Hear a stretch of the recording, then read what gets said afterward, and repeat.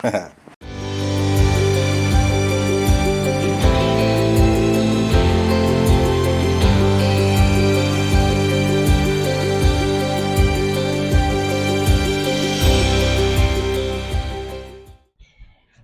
what's up, everybody? It's your boy, Mr. Antoine. Access granted to pull up. Haven't done one of these segments in a while, but I finally had the opportunity to catch up with someone that I've been wanting to chop it up with for a long time. So I'm excited today as I am on my way to meet up with one of my favorite artists, one of my favorite people, and probably one of the hardest working people you're going to find in the game today.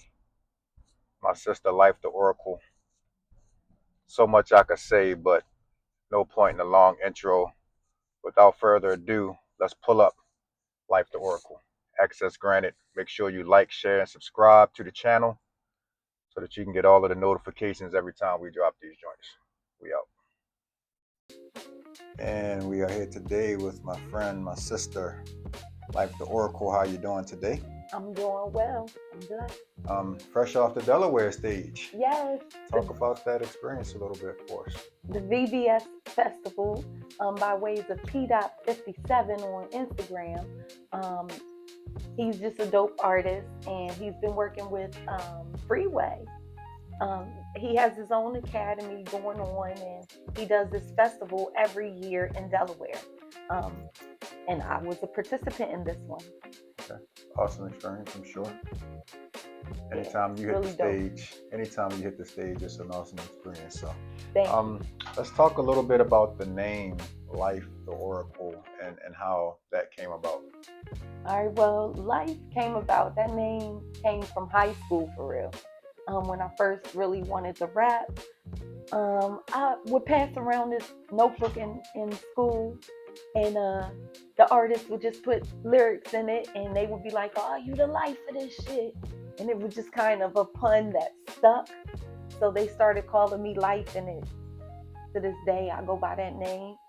Later on, I got the Oracle because of the movie, The Matrix. I love metaphysics and talking about things of that nature.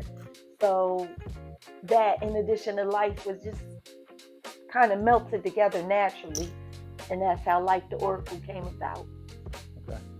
And so do you kind of take on a persona, so to speak, once you hit the stage, or when you're in like your creative process? Do you become and transform into Lyfe the Oracle, or is that just kind of the way that you are on a daily basis? It is the way I am, but we all have our subconscious thoughts that try to block us. So I say, Lyfe the Oracle is that part of me that's emerging. And once I hit the stage, has that freedom to just be, and be lit and be live. So that's it. Lyfe the Oracle. It's not like an alter ego or a persona. It's just my highest self that I would like to show, and the things I would like to talk about, yeah.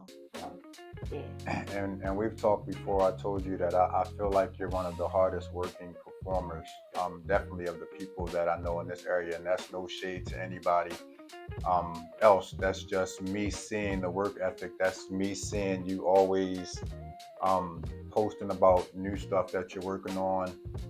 That's you hitting any and every show that you possibly can. I'll be seeing you in the midst, and you're not even on the flyer, and then the next thing I know, you're up smashing the stage. Like, talk a little bit about just how that work ethic goes into everything that you do. Well, of course we need practice. I'm not going to come out and be like, I'm just the hottest stage show. An indie artist, I need to practice. I need to rehearse. I need to connect with the audience. So being in Baltimore, there are a lot of venues where they're created and curated just for artists to come and free themselves. And so I appreciate that fact about Baltimore, that there are a lot of places for creatives to go and express. So I try to support as many venues as I can here, and hopefully from that footage, somewhere else in other areas of the world, somebody might see that, be inspired to do the same thing. You feel me? So yeah, I live for um, my shows. I'm still perfecting my style Yeah. as we speak. So And that's yeah, and I think that's important. And I hope nobody gets offended if they hear this, but some of our artists really need to learn how to perform, really need to understand stage presence and how to actually control a crowd, so to speak. I think some people sometimes just feel like I'm gonna get on the stage and my music will speak for itself, and I just turn hmm up a little bit, and now I've killed the stage. And a lot of times you leave the audience like, okay, we could have, we could have done without you. So, how important is it for you, obviously, to just keep sharpening that sword and just becoming better, not only as an MC, as an artist, but to just keep just becoming an all around entertainer in everything that you do. it's so vital. It's so important the way that the audience connects with you. Um, I just was talking about just vulnerability and being vulnerable at times and not being too vulnerable, and to find the perfect balance of that when you're on stage, speaking positive and connecting with others that they might need to see something that's a little different and refreshing too. So we vibe off of each other. It's that connection. And to develop and to make that connection stronger is what I'm going for. So that's what drives me and why I want to continue to perform and why I feel that is so important. It's a conversation. And I've also seen you in a mode when you're on stage where you're like, I don't care how many people are here, and I don't care who else is on the bill. They're gonna remember life at the end of the night. So you kind of go with that. I'm gonna shut Yeah, this down, and if y'all don't remember nothing else, y'all gonna remember me because I see like even your outfit today, like you have a complete a whole presentation, and I know you put a lot of thought into everything that you're doing, especially when you're going to touch that stage.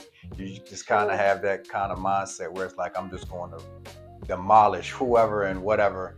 And I don't care if it's 10 people there or if it's 10,000 people there. I'm gonna get my life. No pun intended. For sure, because I came from the bottom. So to me, like going in front of a crowd of 5 people or going in front of a crowd of 500 to 5,000, there's no difference. It's the same love. You know what I'm saying? I have the same love for the art. You know, and like I said, I'm owning my skills. I'm sharpening them. So out of those 5, 10 people, if 5, 10 people come to these open mic events, then one of those people that are in that audience may be influential, or they may need to hear a story. They might need to be pulled out of something that they're in. And to me, it don't matter if it's 1 or 1,000. If I'm on the bill, I'm on the show, and it is what it is. You're going to get the same energy, you're going to get the same response. It just, I'm in the mode, I'm on the move, I'm on the prowl. So that's what it is. And even in large spaces or small spaces, you're going to get my heart, and 9 times out of 10 they give it right back. Yeah. You're going to hear somebody's story, and then in an intimate setting, you might hear something. You might have the opportunity to say something you couldn't say when you had 100 people. You know what I mean? Where like you got 100 people, you got to keep it moving, keep it pushing. 55,000 people, you got to keep it pushing. But just a few, I can connect with you in a different way. So Being in this industry, um, that's so much, and for the people that don't see me behind the camera, I'm holding up air quotes. So much, so such male dominant, so to speak. And you doing this mostly in the Baltimore DMV area. How is this for you as a woman trying to survive in what probably feels like a shark tank sometimes? Well, just to kind of develop uh, more discernment of spirit. When you're working with people in this industry, of course, everybody's been raised by industry standards and what is normalized. Like we see it all the time. Like even bands that have been disbanded because something happened, or an artist who experienced this. Like, we got the scandals that come out. So we all know from any level, you have things to watch out for. And I've had to watch out for some things, and I've learned some lessons kind of the hard way, but from them, I feel that they would make me stronger, and even make my story more relatable to others that may be on that journey. I've done things right. I've done things not so right. To tell the truth, like, I'm no angel. I've faced adversity and challenges, and it's just kind of made my path a little more clear. Like, give honor to God all the time for bringing me through those challenges and making me wiser, and know how I wanted to represent myself and how I continue to grow. So I think those challenges, they kind of enhance my purpose. Do you feel like, as a woman in this industry, in this region, in this area, or whatever the case may be, that you have to fight harder for your respect? I feel before you go there, I feel like the men in the game, the men in hip hop in this business, definitely respect your pen. Like, dudes, everybody that I've talked, about, when you're there, it's like life is that. You know what I'm Yes. saying? So, from just a penmanship standpoint, I don't think you have anything to worry about. But just overall, as a woman in the industry, do you feel like it's hard for you to keep your respect, or do you or to gain respect, because you're a woman? There, that is ooh, that's a loaded question Hey, right unload there. the gun, unload it. Yeah, it is. Because I'm a soft, feminine female, so I'm very my feminine energy is definitely more dominant than my masculine energy. And in this industry, to have a balance of both, business wise, is the greatest weapon I feel any female could have. You've got to tap into that. Now, granted, I grew up in foster care, and sometimes when you go through trauma, it can make you operate in a certain mentality, right? But I had brothers too at the same time. So to listen to them on this path, it was crucial. There were times where I didn't listen to my brothers, where I felt that sting. You know what I mean? Men, when they talk to you, especially ones that care for you in this industry, it's very important to take heed to that.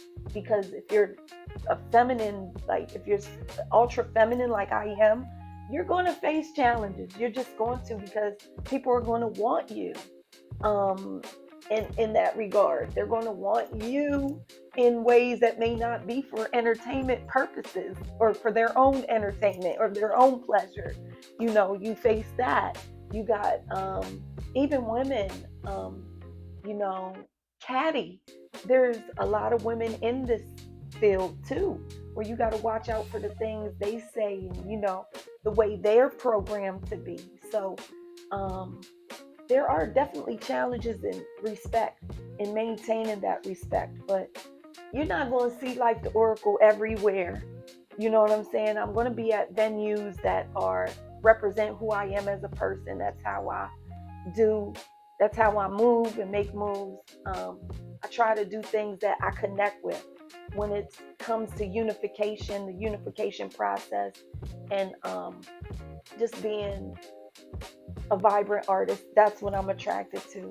You know, and I had to learn a lot through falling down, getting stung, um, facing those challenges, and taking a look in the mirror at who I really am. You know what I'm saying? So there's a lot of growth that happened there. And with these connections that you've been able to make, I know that you've collaborated with a lot of artists, but I also know that there are people kind of behind the scenes that kind of connect the dots in certain ways. And one of the people that I've heard you mention is Shaka Pitts. and you said that you wanted to give a shout out to my guy. Again, Baltimore, the Baltimore scene, Chaka Pitts. I do the review shows. There's a couple review shows that I like in Baltimore, where I feel like that statement: if you can make it there, you can make it anywhere. So I do the review shows, and I listen to the criticism because sometimes there's stuff I might like that. I might like, yeah, I'm pumped about this, but then you get a majority that's like, life, So I got to go back to the drawing board. Me as a creative, I don't mind that because while I do make a song where I'm like, I don't give a fuck who like this song. But to hear what people are engaging in, what they appreciate, I like that too. So Shaka Pitts, he has this show on Mondays. It's called Shock Value Radio. And it's been instrumental in my growth as an artist, honestly. Sending in songs because you see when certain people, when they get a review that's not so great and they're zapping out, you're like, I'm not that artist. I'm not that kind of artist. That's not me. So it gives you a little insight on how to look at yourself, how to check your own music, and hear In other this, stuff that's hot. in this day and time that if somebody doesn't like your music, they're automatically a hater. You know what I mean? Yeah, Oh, why are they hating on me? Such and such and yeah, such and such. So I respect the fact that you can understand that you may like the work that you put out, but it might not be for everybody. yeah. And a lot of times you will get constructive criticism on that show. And it's just something that, if you want to continue to grow as an artist, you take that and you learn from it and you move on. And you've been on the show multiple times, Man, correct? that show is addictive. It's Yeah. addictive. Yeah. It draws you in because you're Yeah. like, even when you're upset, when you like, because a couple times I've tried out songs and they didn't necessarily like them. So I'm like, oh, and I might go to another show and check it out or whatever and see what the majority says there and compare. But one good thing about that show is they're so real. Yeah. They're so real. They really give a realistic, critical listening to whatever music they send in, and they're raw. It's Baltimore, so if it's ass, if it's a dookie song, they going look, that's trash. You gotta go back to the drawing board, Or if it's good, yeah, that shit's hot. Yeah, we more this, So it's not like you're always going to get a negative.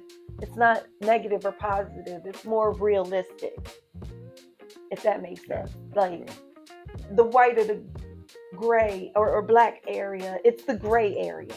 It's that gray area where you can improve if you really awful.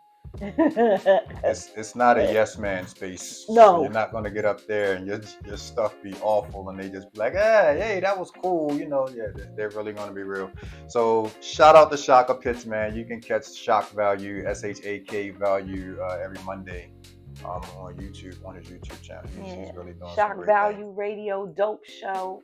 That gentleman, he does a lot for the community, period. So yeah, really respect that. And it connected a lot of dots for me. I've got an upcoming project called Photographic. And so by being on that show, it connected me to other producers. I started to meet, especially this one young lady named Lovely Lay. She's from Delaware. And she was at that festival, that VBS festival with P. Dot. And they're connected to Freeway and the Free Thinkers Academy. So I appreciate that show because it has connected some dots, and I see the growth. So I'm grateful. That's what's up.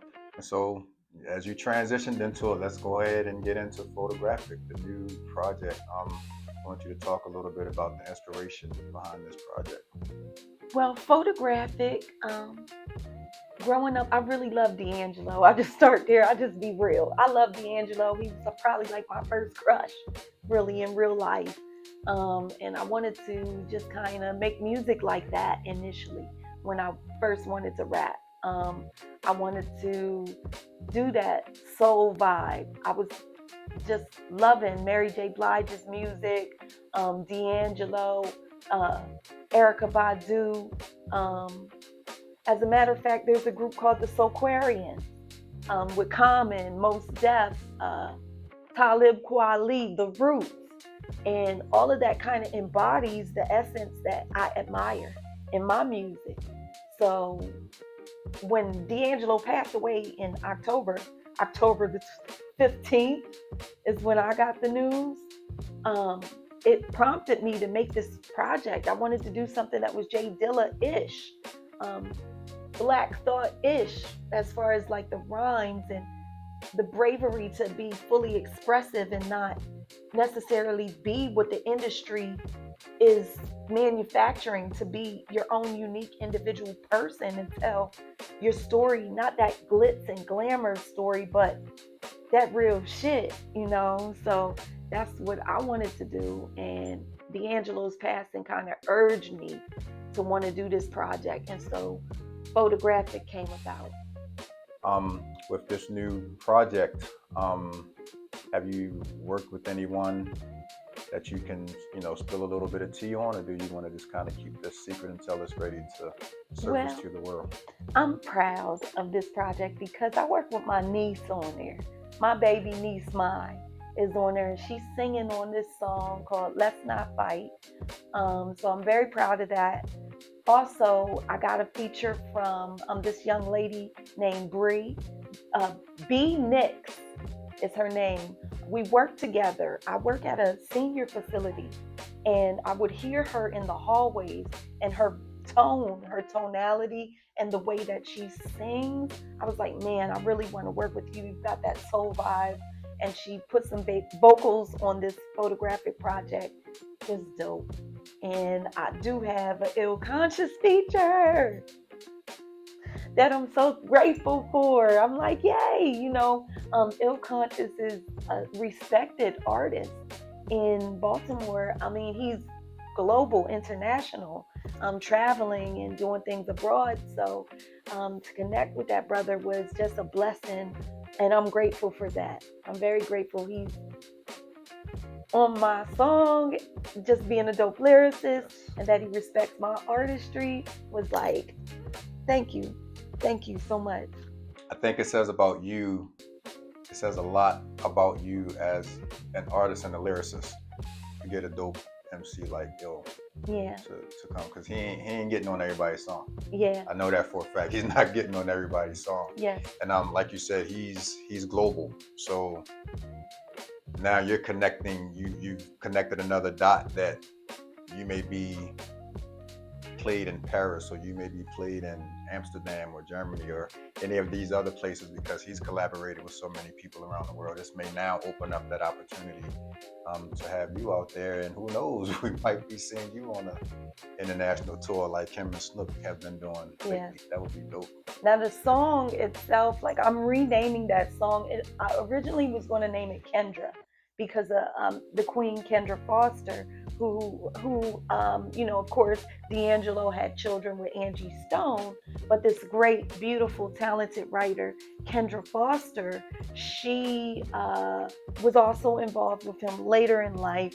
They were a couple, and she's written some songs for him and has performed with him. She's performed with George Clinton, the Funkadelics, the Parliament. So I wanted to do something that would pay tribute to her. But the song, I'm going to change the title because we don't even mention the name Kendra in it. I'm going to kind of switch it up a little bit and call it something else. But hopefully for the video, she will allow me to use some visuals of her performing with him, because she was the inspiration for that song that I did with Ill Conscious. Just want to put that out there. She's really amazing too.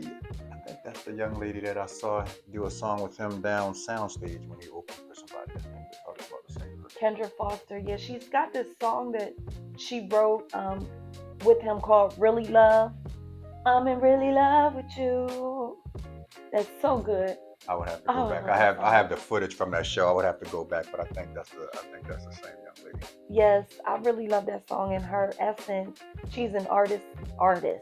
Like she creates art, not necessarily a genre. She creates art, and where she writes from uh, place of love, but also consciousness of melanated people, you know. So I really like that about her.